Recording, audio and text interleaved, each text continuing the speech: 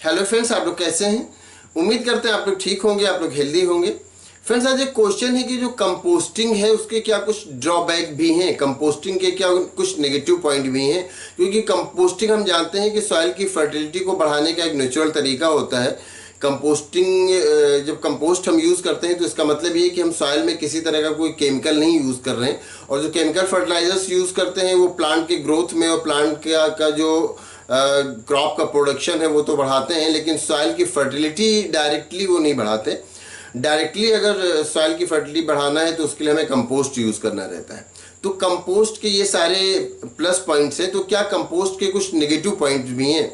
Compost बनाने में एक तो ये है कि हमें खुद मेहनत करनी पड़ती है, फार्मर्स को खुद मेहनत करनी पड़ती है कंपोस्ट को बनाने में।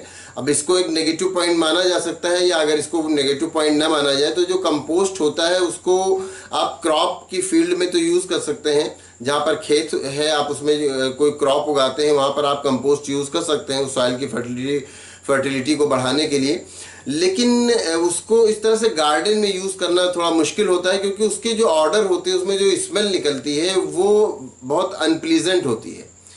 तो वो इस तरह से गार्डन जहाँ पर कोई रहता हो, गार्डन में जाता हो, तो वहाँ पर उसको कंपोस्ट को बहुत ज़्यादा यूज़ नहीं किया जाता, क्योंकि कंपोस्ट में बदबू आती है।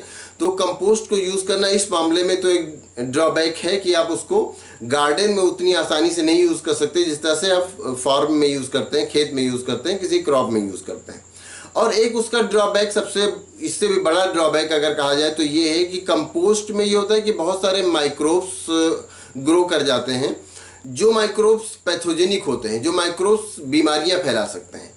तो ऐसे माइक्रोब्स भी कई बार कंपोस्ट में ग्रो करते हैं। तो इससे ये होता है कि अगर कंपोस्ट में कहीं पर ये जो पैथोजेनिक माइक्रोब्स ग्रो कर रहे हैं और उसको अगर हम सॉइल में पूरी जगह फैला देंगे तो वो माइक्रोब्स भी सॉइल में पूरी तरह बहुत सी जगह फैल जाएंगे। तो उससे फिर जो प्लांट है उसमें बहुत सारी बीमारियां भी हो सकती हैं। तो एक ये सबसे बड़ा ड्रॉबैक कहा जाए तो कंपोस्टिंग का होता है।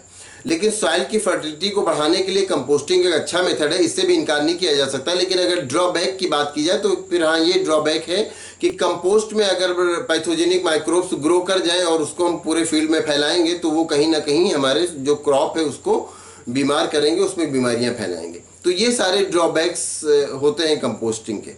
तो उम्मीद करते हैं आपको आपके क्वेश्चन का आंसर मिल गया होगा। अगर इसमें किसी तरह का कोई कंफ्यूजन है या कोई और क्वेश्चन है तो आप पूछ सकते हैं। Thank you.